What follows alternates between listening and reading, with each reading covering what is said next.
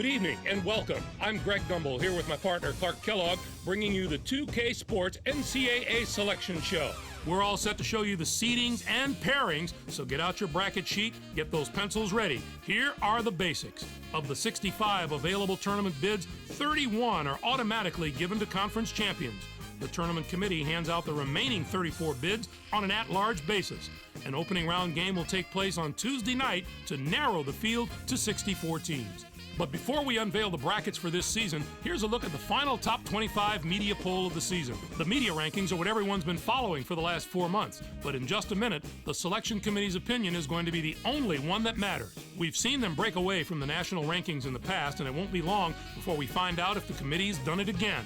Now let's take a look at the NCAA tournament bubble and see which teams are sitting at home with their fingers crossed, hoping to see their name in the brackets.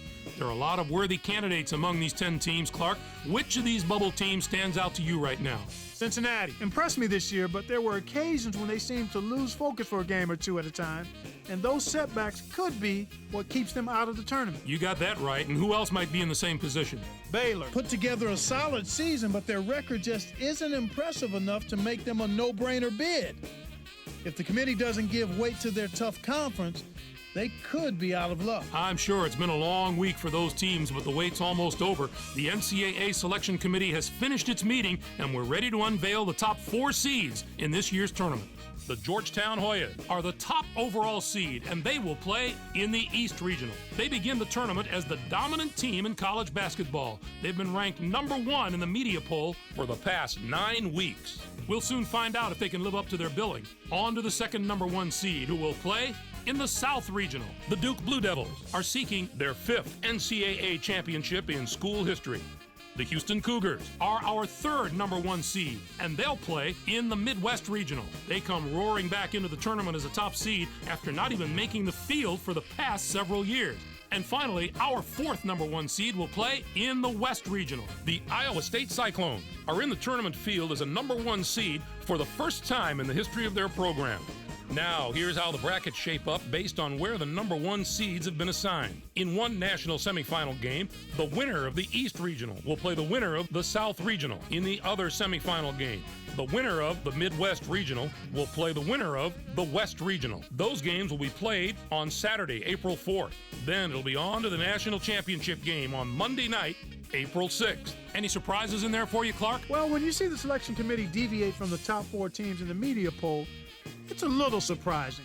They've opened themselves up to some criticism with these picks. So, with the number 1 seeds out of the way, it's finally time to tackle the rest of the brackets. First up, we take a look at the East Regional.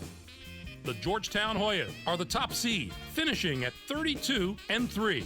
They won both the regular season and conference tournament titles in the Big East. They will take on the winner of the opening round play-in game between Southern Utah with 19 wins and Drake from the Missouri Valley Conference.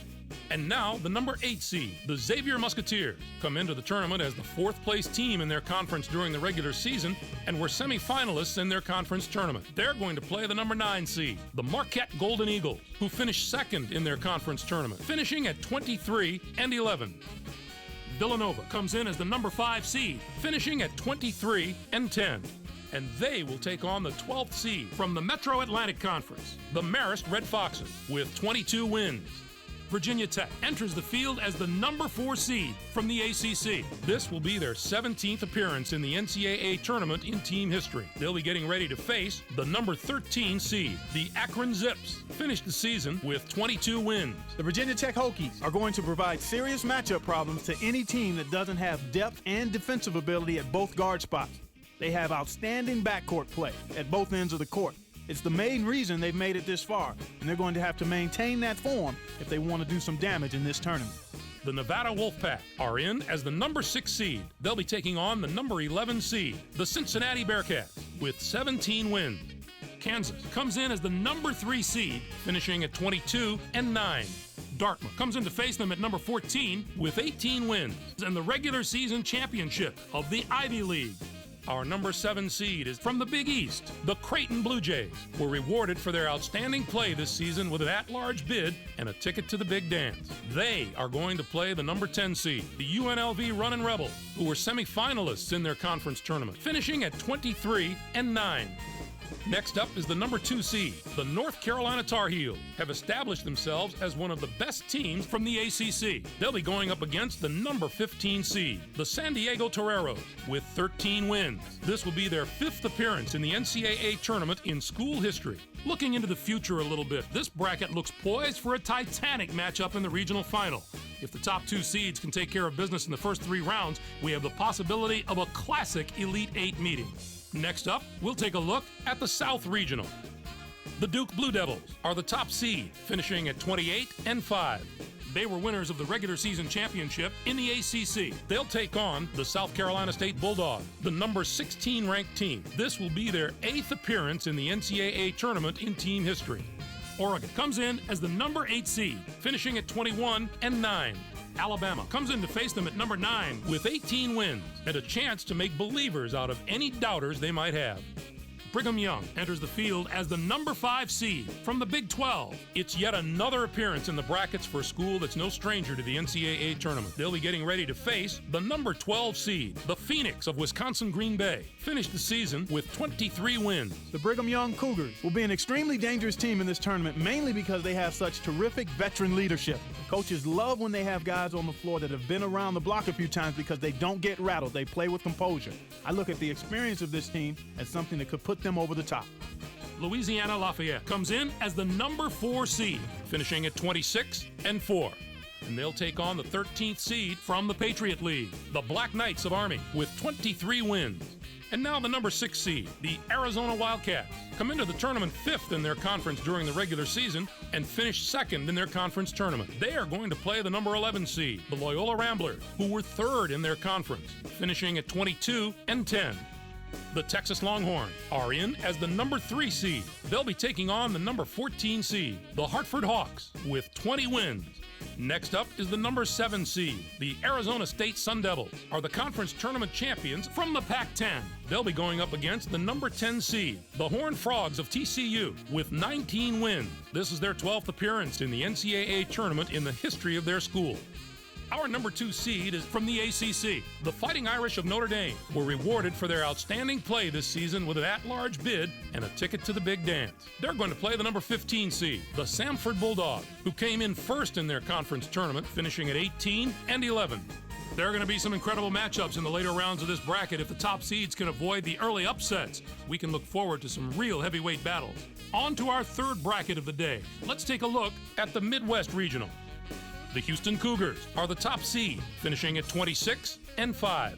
They were winners of the regular season championship in the Big 12. They'll take on the Wofford Terriers, the number 16 ranked team. This will be their 2nd appearance in the NCAA tournament in school history.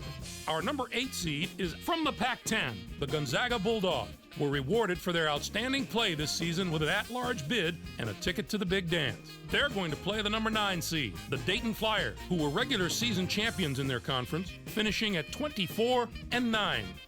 The UCLA Bruins are in as the number 5 seed. They'll be taking on the number 12 seed, the Hofstra Pride, with 23 wins. Temple enters the field as the number 4 seed from the A-10 conference. It's yet another appearance in the brackets for a school that's no stranger to the NCAA tournament. They'll be getting ready to face the number 13 seed, the Robert Morris Colonials. Finished the season with 27 wins. The Temple Owls have more to prove than any other team in this tournament. They haven't had a lot of experience in the tournament recently, so it's difficult to say exactly how they'll handle it. They've shown they're capable of playing with the best teams in the nation during the regular season. Now they need to show they belong with those teams come tournament time. Louisville comes in as the number 6 seed, finishing at 24-10. And they take on the 11th seed from the Big 12, the Baylor Bears, with 19 wins. And now the number 3 seed, the California Golden Bears, come into the tournament 1st in their conference during the regular season and were semifinalists in their conference tournament. They are going to play the number 14 seed, the UC Riverside Highlanders, who came in 1st in their conference tournament, finishing at 19-12. Next up is the number 7 seed. The Tulsa Golden Hurricanes are the regular season champions from Conference USA. They'll be going up against the number 10 seed, the Rhode Island Rams, with 20 wins. They return once more to the very familiar surroundings of the NCAA tournament. Tennessee comes in as the number 2 seed, finishing at 26-7. Montana State comes in to face them at number 15 with 18 wins in the tournament and regular season championships of the Big Sky. It's the first question every Selection Sunday: which is the toughest bracket? Well, this bracket looks to me like it wins that prize this year. Not only are the top seeds strong, the lower seeds can be dangerous as well. And finally, let's have a look at the West Regional. The Iowa State Cyclones are the top seed, finishing at 26-6. They were conference tournament champions in the Big 12. They'll take on the Winthrop Eagles, the number 16 ranked team. This marks their 13th appearance in the NCAA tournament in the history of their school. Next up is the number 8 seed. The Fresno State Bulldogs are the conference tournament and regular season champions from the WAC. They'll be going up against the number 9 seed, the San Diego State Aztecs, with 25 wins. This will be their 11th appearance ever in the NCAA tournament. Florida comes in as the number 5 seed, finishing at 24-8. And they will take on the 12th seed from Conference USA, the Mississippi State Bulldogs, with 22 wins. Minnesota comes in as the number 4 seed, finishing at 25-6. Texas State comes in to face them at number 13 with 21 wins in the tournament and regular season championships of the Southland Conference. Our number 6 seed is from the Big East. The Providence Friars were rewarded for their outstanding play this season with an at-large bid and a ticket to the Big Dance. They are going to play the number 11 seed, the USC Trojans, who came in first in their conference tournament, finishing at 22-15. The Oklahoma State Cowboys are in as the number 3 seed. They'll be taking on the number 14 seed, the North Florida Ospreys, with 22 wins. And now the number 7 seed, the Florida State Seminoles, come into the tournament 6th in their conference during the regular season and were quarterfinalists in their conference tournament. They are going to play the number 10 seed, the St. Joseph's Hawks, who were 5th in their conference, finishing at 21-8. Kentucky enters the field as the number 2 seed from the SEC. It's yet another appearance in the brackets for a school that's no stranger to the NCAA tournament. They'll be getting ready to face the number 15 seed. Alabama A&M's Bulldogs finished the season with 20 wins. The Kentucky Wildcats are a team I love watching play. They've been one of the highest scoring teams in the country, and I don't see any reason for them to slow down during the tournament. If they can dictate the tempo of a game and force the other team to run with them, they are very hard to deal with. I wouldn't put it past these guys to make a run this year. I think this could wind up being the bracket that brings us this year's Cinderella story. A few of the higher seeds here have had terrific seasons, and I'll be surprised if at least one of them doesn't put together a long run in this tournament. Clark, give us your take on the tournament's top 16 seeds. Maybe I haven't agreed with the selection committee every year, but I think they did a great job this time. The top 16 looked just about right to me. Texas is a team that I just don't see going very far in this tournament. They have a number of holes that they can't cover up and that other teams will exploit. Now, let's see how the conference representation fares. The Big 12 gets 8 teams. The ACC with 6 out of the Big East. The SEC gets 5 teams. What a down year for the non-power conferences. We're used to seeing at least one of those conferences compete on the level of the power conferences. But not this year. It's too bad we didn't see more small conference schools in the tournament. None of those conferences got more than 1 team in the tourney, and I don't expect any David and Goliath stories out of the teams that did get in. I'm surprised there were so few bids for the teams in Conference USA. It was an especially disappointing year for that conference. Usually you can count on a few of the nation's elite teams coming out of there, but this was a season where very few of those teams could maintain any type of positive momentum. Here's the list of the teams that were on the bubble heading into Selection Sunday. So, partner, which of those invitees should be sending the selection committee a thank you card? UNLV did themselves a big favor with their hot finish. They were really on a roll, and the committee would much rather hand out bids to teams that are playing well now, not the ones that were hot in December. While they start prepping for their first-round games, the 5 teams on the other side of the page will be full-time students again. Oregon State stumbled to the finish line coming down the stretch, and that's not the way to close out the season if you're hoping for an at-large bid. When they couldn't get it done in their conference tournament, their goose was cooked. Thanks, Clark. I'm sure that this year will provide us with all the thrills and excitement that we've come to expect from the tournament. Greg, let's throw the ball up right now. I can't wait to get started. I hope this is an NCAA tournament that gives a lot of those special moments that stay with us for years to come. For my partner Clark Kellogg and for all of us here in the 2K Sports Studios, I'm Greg Gumbel. Thanks for joining us on the NCAA Selection Show, brought to you by State Farm, the #1 auto insurer. Enjoy all the excitement of the NCAA tournament. Yes, sir. What's good, everybody? It's your boy RegDolla. I hope y'all enjoyed that selection Sunday, and I'm hyped to get into the tournament, but we're not about to get into that in this episode. If you haven't already, though, hit the like button, hit the subscribe button. I just wanted to recap everything that happened in the selection Sunday and take a look at the brackets and give my thoughts on everything. But we got Georgetown #1 overall. No surprise at all. They were #1, like they said, for like the last 9 weeks of the season. And so South Dakota, it was this. Oh, Southern Utah. Southern Utah versus Drake. Winner gets smacked by Georgetown. And Xavier versus Marquette in the next game. Georgetown beat both of them in the tournament, so they're going to take care of business. Maybe Villanova could give Georgetown trouble in this bracket leading up to probably Sweet 16, but I'm not 100% sure if Villanova is going to beat Virginia Tech in the second round. And it's March Madness, so they might mess around and lose in the first round. You never know. Nothing is guaranteed at all. But what I'm really looking forward to seeing in this bracket that match up the most is a potential Sweet 16 matchup between Kansas and North Carolina. That's gonna be a bloodbath. I think it's gonna be a really close game, but I think I favor Kansas, not just because I'm a Duke fan, anybody but Carolina, but I just like I like Tyler Elliott, I like Trent Beretta, I just like the overall Kansas squad a little bit better. And then Iowa State was the surprising #1 seed. They finished 6th in the polls, and I don't know how they got it over Kentucky. Like going back and looking at the polls and what they did. They ended up going 18-5 against top 100 teams, 4-3 against top 25 teams. Like, is there something else? Like, oh, they can't even shoot like that. They shot 33% as a team. Let's look at where they at. Kentucky ended up finishing #2, 4-3 against top 25, so same record in that. But against top 100 teams, they were 19-6. So 19-6 compared to 18-5. But Kentucky, what bad loss do they have? They didn't have any bad losses outside of the top 100. And you could say the same. Oh, Iowa State had one. So I don't see how Iowa State got a higher seed than them, but it is what it is. But going back into the brackets, into what is this? The West region.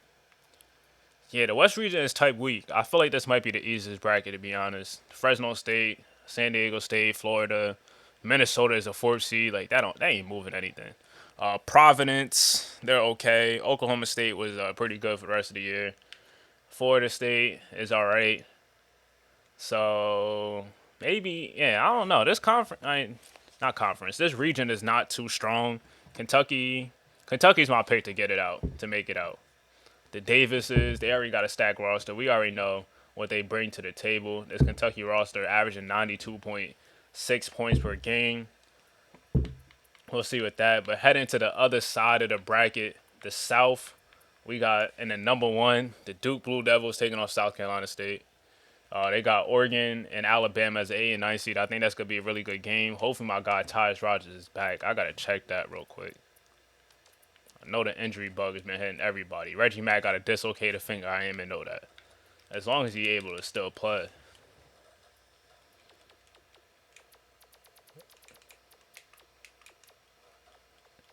Is my guy back? He got a separated shoulder, so all right. So that'll probably wrap up the chances for Oregon making out of the first round. BYU is also in this bracket. Louisiana Lafayette is in this bracket. They was hooping for the most of the part of the season. Arizona, Texas. They was disrespecting Texas, saying that they was not all that. They're not gonna make it far. I can kind of see what they're saying because they're just really expecting Jeremy Goodson to really carry them, but they one bad Jeremy Goodson game away from being out of there. But they play Hartford. One of my boys go to Hartford in real life. Shout out my guy Mike Dunn. Arizona State versus TCU. Notre Dame is also in this. So I think I got. Actually, they might have been right about Texas because I think I got Arizona probably being Texas, and maybe making that Cinderella little type run. Danny Tyler, a bucket getter, and you need guard play. I think I got Arizona and Duke in the Elite 8 this bracket. And then I think this is the toughest one in all. The Midwest. Houston, you got Gonzaga, who's a solid team. UCLA. Temple was good all year. Louisville versus Baylor. Baylor won that little run, so they might be hot. Cal was good all year. Tulsa's there. Tennessee has beaten good teams all year. So this is probably the toughest one, especially for the number 1 seed. Because I think Gonzaga and UCLA have a chance to knock off Houston, even though I'm really high on this Houston squad. And as much as I want to, I think Houston could come out of this, actually. But it's just so hard to see like all these number 1 seeds coming out because there's most likely going to be an upset. But I'm rocking with Houston and Duke in the Final Four, and then on the other side, Georgetown versus Kentucky. Those are my Final Four picks. And then in a championship game, Georgetown versus Duke. From there, I don't know. I don't know.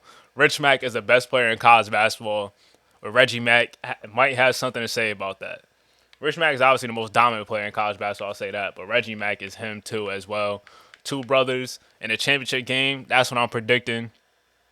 Let me know y'all predictions.